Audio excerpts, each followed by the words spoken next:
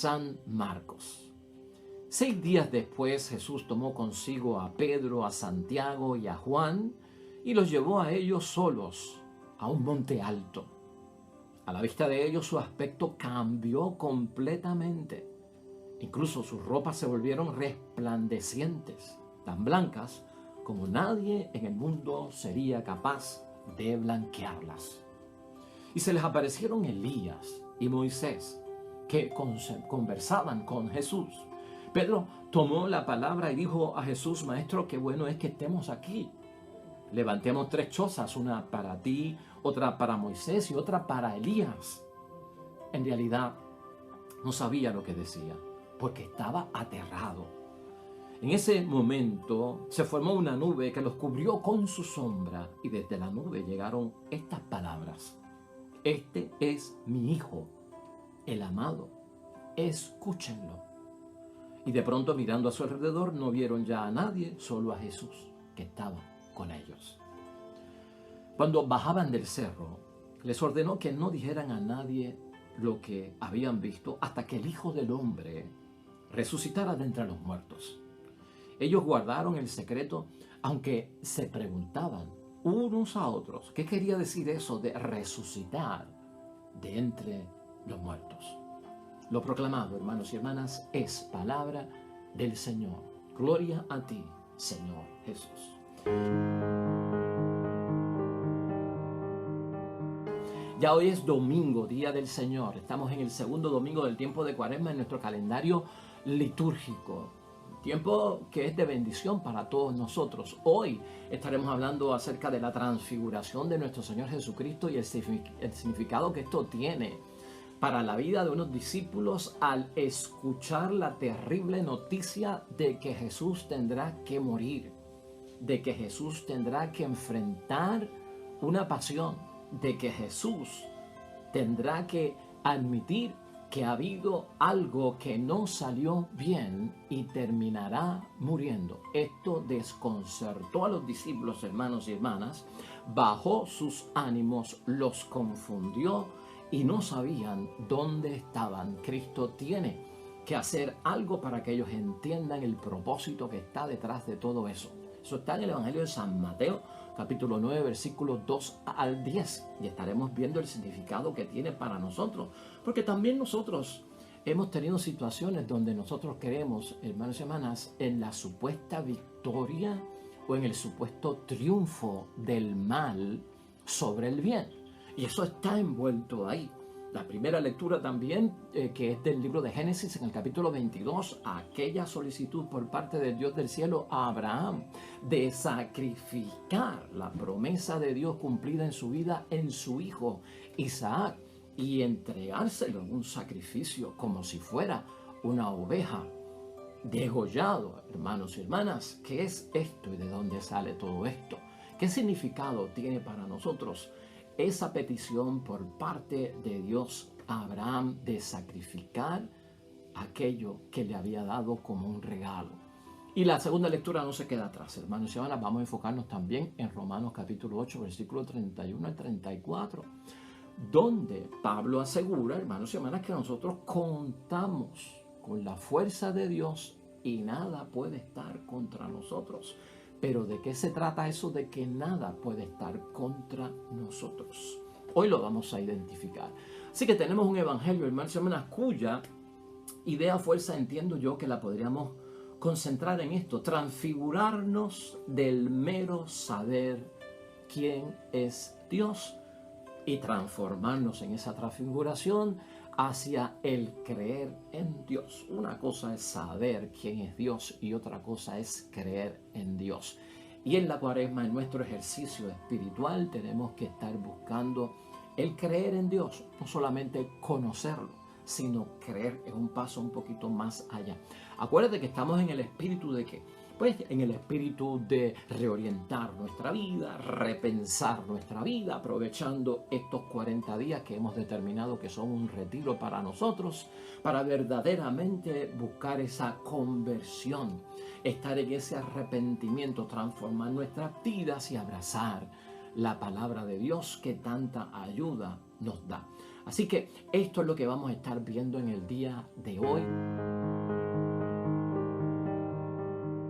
La transfiguración de nuestro Señor Jesucristo ciertamente es una anticipación de la resurrección y también es una forma de Cristo manifestar su majestad, su gloria, su poder y su divinidad, para que en aquel momento en que había presentado a los discípulos la realidad de que tenía que enfrentar la muerte con una pasión dolorosa, hermanos y hermanas, que les había bajado el ánimo y los había dejado totalmente confundidos, pudieran tener y recuperar la fortaleza, que de hecho nosotros lo necesitamos en nuestra vida. Pero antes de bajar al Evangelio, vamos a comenzar por la primera lectura para ver todo lo que queremos enfocar hoy, partiendo de nuestra idea fuerza, que es que este tiempo saludable de la cuaresma, en el ejercicio cuaresmal que estamos haciendo, hoy nos pide Dios que nos transfiguremos de aquel saber acerca de Dios y sus cosas y poder creer en Dios y sus cosas. Ese paso, ese brinco es a lo que nos llama hoy ya el segundo domingo del tiempo de Cuaresma. En el caso de Abraham, hermanos y hermanas, esta prueba de sacrificarle a Dios al hijo que le ha dado y que vino como parte de una promesa en la persona de Isaac, que iba a ser su descendiente y se iba a multiplicar todo lo que era la generación que venía en origen de parte de él. En Abraham, hermanos y hermanas, esto es una prueba decisiva. Esto es una prueba decisiva como cualquier prueba que Dios ponga en nuestro camino o que Dios permita en nuestro camino. Vamos a enfocarlo desde ese punto de vista. Cualquier prueba o prueba de fuego que sea decisiva para nosotros.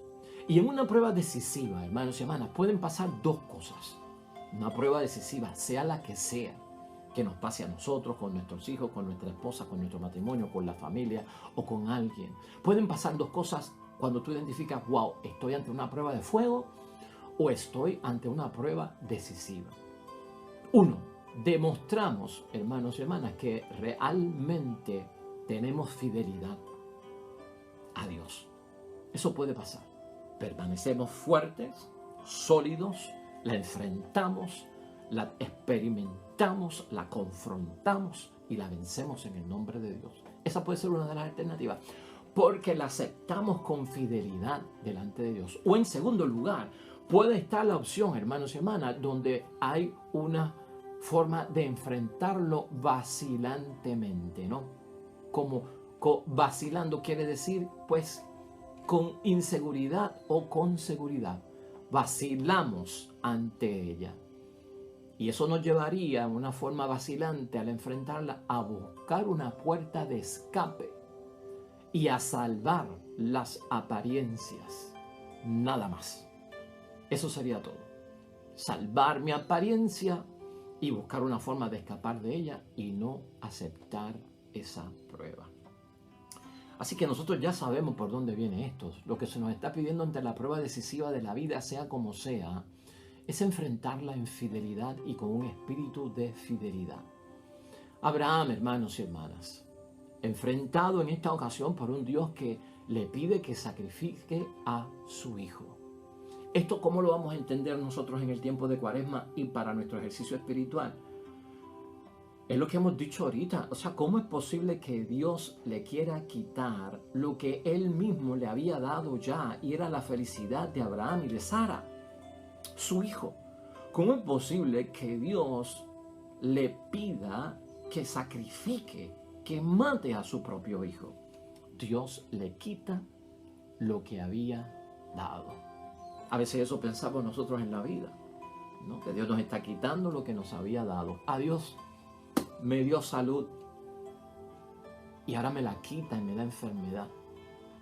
Hoy le dio vida a mi tío y ahora se la quita y le da muerte. Hoy le dio paz a aquel y ahora está intranquilo. Ese tipo de actitud, hermanos y hermanas, Dios le quita lo que le había dado.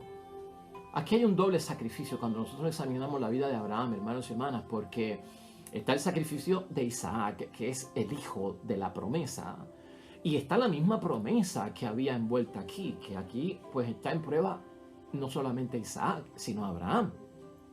Porque Dios le había dicho a Abraham, yo te voy a dar descendencia. Y tú serás el padre de estas generaciones, tú serás el padre de las multitudes, el padre Abraham.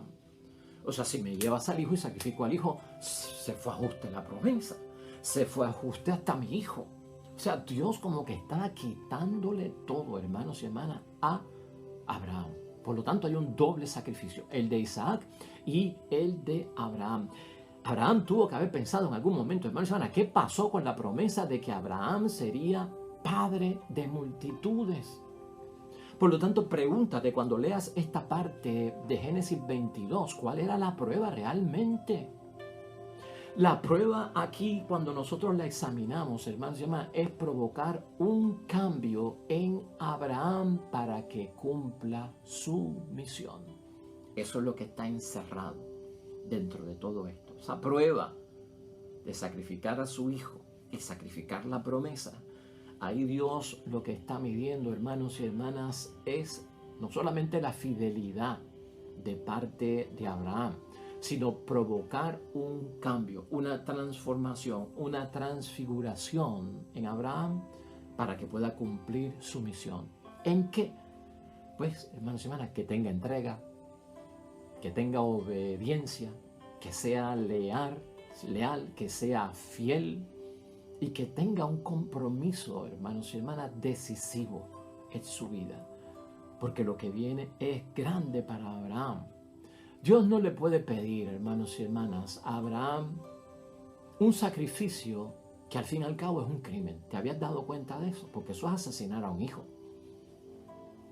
Ponlo a pensar, o sea, esto es un disparate. Por eso es que tienes que entender la palabra de Dios. Porque si tú estás creyendo que Dios le pidió a Abraham realmente que sacrificara a su hijo, lo que lo estaba envolviendo era en un asesinato, en un homicidio, en un crimen. ¿Y puede Dios pedir eso, hermanos y hermanas, dentro de lo que nosotros conocemos que es Dios? Es imposible. ¿Qué pasa? Es que Abraham vivía en tierra de paganos, hermanos y hermanas. Abraham vivía con los cananeos. Y los cananeos, como paganos, hacían eso, sacrificaban niños. Y eso era un sacrificio de gente bárbara. Por eso nosotros decimos, wow, lo que está pidiendo Dios, claro que eso es bárbaro. Pero lo que estamos viendo aquí es que Dios está dando una enseñanza bíblica, está dando un mensaje. Ustedes están cerca de los cananeos y los cananeos sacrifican a sus hijos y no le importa, porque son bebés. Y los bebés son fáciles de sustituir con otros niños. Y a ellos no les costaba nada sacrificar un niño. Sacrificaban un niño, los cananeos, los paganos, se lo ofrecían a sus dioses, a sus ídolos, y le desconfortaban a la madre con decirle, no te preocupes, esto es para Dios, se sacrificó, lo matamos, esto es una ofrenda divina para Dios. Y tú puedes tener otro hijo, lo sustituye. Y con eso arreglaban todo. Entonces, Dios lo que está evitando es que se contagien, y a través de Abraham también hay una enseñanza para la comunidad y también hay una enseñanza para el pueblo. Esos pueblos paganos con el que ellos vivían hacían eso de sacrificar a esos niños. Eso para nosotros es bárbaro, como también puede ser para Abraham. Eso era bárbaro. Pero aunque le duele a Abraham entender que le está pidiendo Dios perder un hijo, también le duele perder la promesa. Y lo increíble de todo esto, hermanos y hermanas, es que lo acepta. Cuando Abraham desconocía lo que había detrás de esto, que estaban probando su fe y que estaban de alguna forma viendo que tuviese esa fortaleza para enfrentar lo que venía, él la aceptó. No vemos a un Abraham que pelea con Dios o rechaza a Dios. La enseñanza, hermanos y hermanas, aquí, en conclusión de esa primera lectura, siempre que la leas, recuerda que Dios lo que está rechazando es el sacrificio de niños, porque eso a Dios no le gusta. Y por lo tanto, ese episodio lo que enseña es y advierte, es una advertencia bíblica y teológica para todo el mundo, de saber que tales prácticas no son admitidas para los que creen en Dios, y es una denuncia que está haciendo Dios a través del caso de Abraham. Resumimos que lo que está pasando en la prueba decisiva, hermanos y hermanas, es que cuando la vemos, la prueba decisiva, no busques escape. Cuando haya prueba, no busques escape. Porque si ofrecemos todo esto a Dios, aunque parezca, hermanos y hermanas, que por mi razonamiento esto no cuadra, por mi sentido común esto no cuadra, por la fe tendrá que cuadrar. ¿Has entendido eso? Examina toda prueba decisiva en tu vida porque algún propósito tiene. Si tu razonamiento no lo cuadra, si tu sentido común no lo cuadra, como en el caso de Abraham, mi hijo de la promesa que tú me hiciste me está quitando lo que me habías dado. El razonamiento como que no lo entiende, el sentido común no lo entiende, pero cuando lo admites, lo aceptas por la fe, entenderás que vino el ángel y le quitó el puñal, que no dejó que sacrificara al niño. ¿Por qué? Porque lo que estábamos probando era tu fe. Lo que estábamos probando era tu lealtad, tu fidelidad, la capacidad de tolerancia, de resistencia, de aceptar la voluntad de Dios. Ahí se enmarca todo eso. Abraham se transfigura, hermanos y hermanas. Abraham da un cambio en su vida. Abraham ahora tiene más fortaleza. ¿Estás entendiendo? ¿Puedes tú hacer ese ejercicio en tu vida? Piensa por un momento, ¿qué tú crees en alguna prueba que hayas enfrentado en tu familia o en tu matrimonio? ¿La has visto como si Dios te estuviese quitando algo que te había dado? ¿Como la muerte de tu esposo, que Dios te lo había dado? ¿Me lo está quitando? ¿Como la muerte de mi madre? ¿Como aquellos padres y madres que yo conozco que han perdido a sus hijos adolescentes a través de situaciones terribles? Accidentes, enfermedades y hasta suicidios. Lo que Dios me ha dado, me lo está quitando. Piensa y medita, es un ejercicio bueno para esta cuaresma. Pablo, hermanos y hermanas, en términos de toda esta preparación que estamos buscando, Pablo nos advierte, nos estimula, nos anima a que entendamos que si Dios está con nosotros, ¿quién contra nosotros? Que es un principio básico de la fe y es bueno recordarlo. Si Dios está con nosotros, ¿quién puede estar contra nosotros? Pablo nos hace ver en cuaresma, hermanos y hermanas, y en nuestro ejercicio cuaresmal, que él habla de que el mal nos rodea. Y tú y yo en la cuaresma tenemos que examinar que es cierto, el mal nos rodea. Y no solamente por un momento, el mal nos rodea con frecuencia en nuestro matrimonio, en nuestra familia, en donde estemos. Y el propósito de este mal rodearnos es para arrastrarnos, como ola fuerte que se lleva a todo el mundo. Claro, Pablo está pensando y nace en esta reflexión de quién contra nosotros y de que el mal nos rodea para arrastrarnos. Pablo lo que tiene en mente es el día del juicio. Ese es el contexto de la palabra hoy, de la segunda. Es el día del juicio, el día de Cristo. Y Pablo lo que está pensando es en el acusador.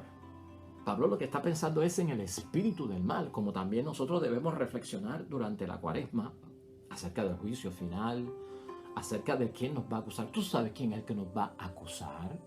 ¿Tú sabes quién es el espíritu del mal?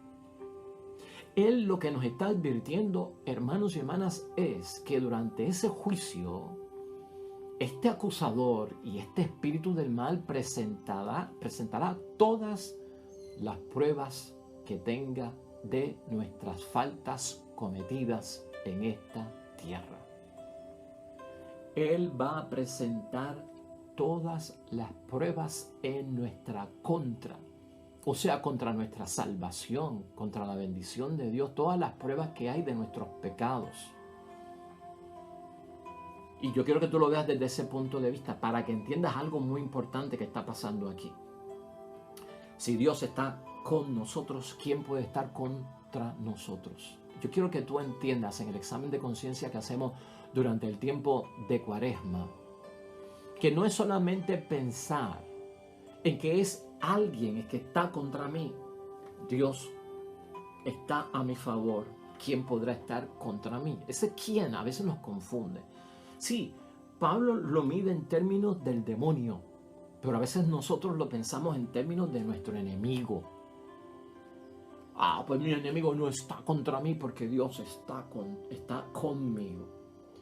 En esta cuaresma, hermanos y hermanas, en este ejercicio cuaresmal que estamos haciendo, yo quiero que tú pienses que si Dios está con nosotros, ¿quién puede estar contra nosotros? Lo que Pablo está diciendo es: ¿qué obra mala que tú hayas hecho podrá estar contra ti?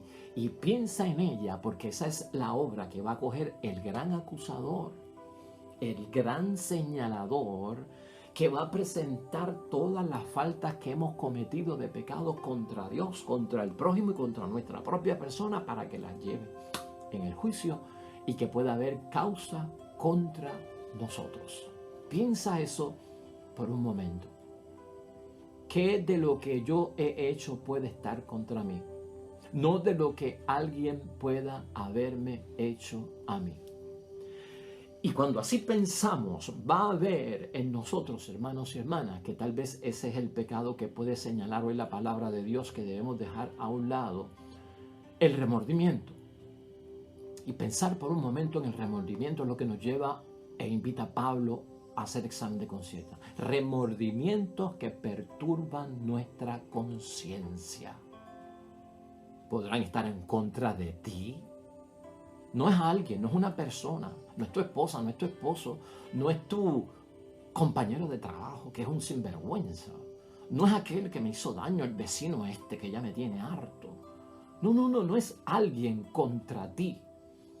Es un remordimiento que perturba nuestra conciencia. El remordimiento es una sensación de culpa, de que no he actuado de la manera correcta, y eso va creando en nuestra conciencia un malestar que persiste por una acción dañina que yo he cometido. Eso molesta. Podrá estar contra mí, lo podrá usar el demonio contra mí. A veces queremos que nos libren de los enemigos. Tenemos en primer lugar que ser librados de aquello que nosotros cargamos, que puede estar contra nosotros. Al fin y al cabo, lo que se va a evaluar es qué estuvo contra nosotros, que nosotros mismos lo creamos, que es el producto, la consecuencia, el resultado, ¿no?, de lo que hemos hecho. Eso es lo que hay que buscar aquí. Eso es lo que hay que ver dentro de la olla, como podríamos decir por ahí. Y siempre el remordimiento tiene que ver con el pasado, porque son cosas que se han hecho. Pablo dice que tengamos en mente que nada de todo eso es más grande que el amor y el perdón de Cristo. ¿Quién contra nosotros? Si el demonio presenta faltas que hemos cometido en el pasado contra Dios, el prójimo y nosotros, si el amor de Dios es más grande con eso, ahí lo tenemos nosotros como refugio, ahí lo tenemos nosotros como herramienta, bendito sea Dios. Ten eso en mente. No podemos abusar de la misericordia de Dios. Eso también es ejercicio cuaresmal. No podemos abusar de la misericordia de Dios con un continuo: pequé, me arrepentí, me confieso. Pequé, me arrepentí, me confieso. Pequé, me arrepentí, me confieso. Pequé, me arrepentí y confieso. Ciertamente que nosotros en la vida estamos como que muy seguros de que vamos a repetir las faltas. En nosotros hay como una seguridad de que volvemos a caer.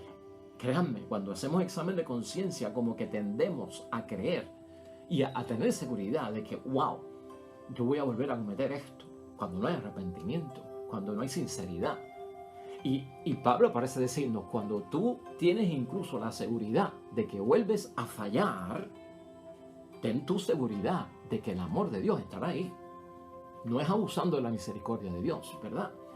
Pero si tienes seguridad en que eres débil y frágil y que estás inclinado hacia el pecado y puedes volver a caer, y tú sabes eso y se lo has dicho a Dios, ten también la seguridad de que Dios perdona, de que Dios está ahí, de que es más grande el amor y el perdón de Cristo por cada uno de nosotros. Eso es una bendición lo que está diciendo Pablo ahí. Repetidas nuestras faltas, el gran acusador puede estar contra nosotros, y lo mismo que nosotros hemos hecho está contra nosotros. Piensa más en eso que tal vez en lo que te hizo el prójimo. Y ahí caemos en el Evangelio, hermanos y hermanas. En esa transfiguración que nos pide hoy la palabra de Dios, en esa transformación, en esa metamorfosis de estar expuestos a la grandeza de Dios. Jesús elige a Pedro, a Santiago y Juan precisamente que les ha consternado el anuncio de la pasión, de la supuesta victoria del mal, del triunfo supuesto del mal, de un fracaso que tendrá que enfrentar Cristo. La cosa no salió como creíamos. He de morir. Y será muerte de cruz, que esto es lo más indigno, cruel que puede haber. Imagínate cómo eso dejó a los discípulos, hermanos y hermanas, boquiabiertos y totalmente desanimados. Hacía falta una inyección de algo positivo, y eso es lo que hace la transfiguración. Es que reconozcan la divinidad de Jesucristo el Señor. Y allí está Moisés y allí está Elías. Moisés representando a la ley, Elías a los profetas. Allí está Pedro, Santiago y Juan como columnas, cinco de ellos, de los grandes. Y a ellos la voz les dice: escúchenlo, porque Él es mi Hijo amado. A la ley judía, escúchenlo, porque Él es mi Hijo amado. A la profecía, escúchenlo, porque Él es mi Hijo amado. A los discípulos que serán apóstoles, escúchenlo, porque Él es mi Hijo amado. Tengan la seguridad que escuchen que tengo que morir, pero al tercer día he de levantarme. Aunque los discípulos no entendían esto claramente, pero para nosotros también es un aspecto de por qué tenemos que transformarnos en medio de la prueba y en medio de la dificultad. Ver más allá. Esa divinidad que presenta Jesucristo en la transfiguración es la resurrección anticipada. Si anticipó Jesucristo que iba a morir de una pasión cruel colgado de una cruz, anticipa Jesucristo que va a resucitar de entre los muertos. Les presenta el Viernes Santo en anticipación y les presenta el Domingo de Resurrección en anticipación. Esa es la transfiguración. Te presenta Jesucristo en la vida de cada uno de nosotros. Te presenta el dolor como te presenta la gracia. Te presenta el sufrimiento como te presenta la alegría.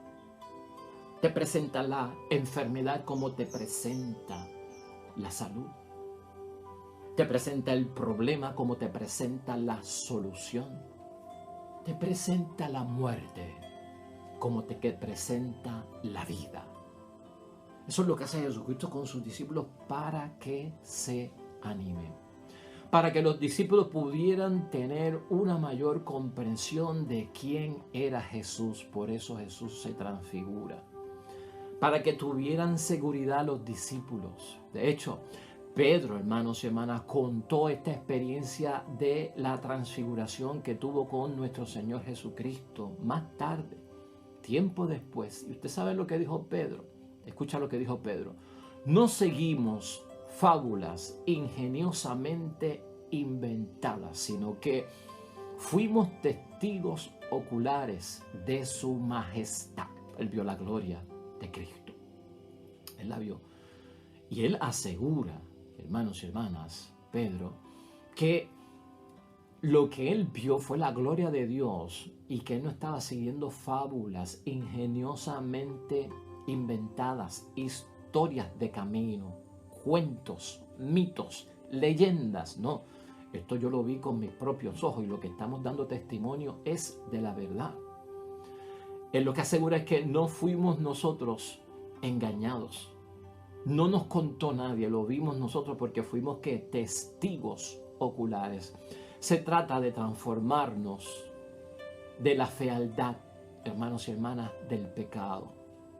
De dejarnos iluminar por el poder de Dios que resplandece sobre cada uno de nosotros. Incluso que inunde e irradie la carne, el alma. Que la irradie. Eso es transfigurarse. Que lo sienta en la carne, que lo sienta en el alma. Esa es la transformación hacia la que conduce la Cuaresma. Que regresemos, que respiremos, que vayamos con los mismos sentimientos de Jesús. Porque transformar es ir más allá de saber de Dios, es creer en Dios. Eso es. Y ciertamente que aquella experiencia fue tan y tan bonita para Pedro que como que se le olvidó la pasión, se le olvidó que había que ir a Jerusalén y enfrentar todo aquello. Hagamos 3 chozas, una para ti, una para Moisés y otra para Elías, y nos quedamos en esta gloria y en este esplendor y nos enfrentaremos el sufrimiento. Eso no es vida cristiana, porque lo hemos dicho aquí, la fe no es un recurso y una herramienta para vivir mejor en el mundo, para disfrutar el mundo. La fe es una herramienta, es un instrumento y es un medio, hermanos y hermanas, para enfrentar la vida en la forma que se alterna, en lo bueno y en lo malo, enfrentarlo, en el gozo, en el dolor, en la muerte y en la vida. Terminamos con esto. Envuelto está el razonamiento, envuelto está el sentido común, envuelto está en la fe, así es que nosotros verificamos la palabra de Dios también en su interpretación. El razonamiento nos dice, hermanos y hermanas, que la vida es cruel, y eso es real, y nos dice eso el razonamiento. El sentido común en muchos momentos también nos dice y concluye que las profecías tienden a desconcertarnos, ciertamente que sí. Y la fe siempre nos asegura que Dios es Dios, pase lo que pase. Por eso necesitamos transfigurarnos en esta Cuaresma. Un nuevo sentimiento, una nueva actitud, una nueva cara, un nuevo ánimo, una nueva forma de pensar, de ver las cosas, de escucharlas, de hablar, de entender la vida a Cristo. Es creer en Dios, no es saber de Dios. Oremos.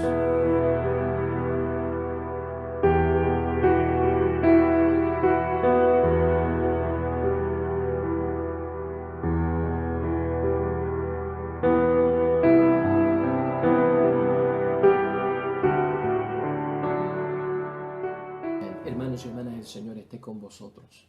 Bendición de Dios Todopoderoso, Padre, Hijo y Espíritu Santo, descienda sobre ustedes y permanezca para siempre. Regresamos mañana, nuevo evangelio y meditación de la palabra de Dios. Todo cuanto hagas hoy junto a los tuyos para la gloria y la honra de nuestro único Dios, hermano y hermana, te va a ir bonito en el nombre de Dios y más todavía bendecido.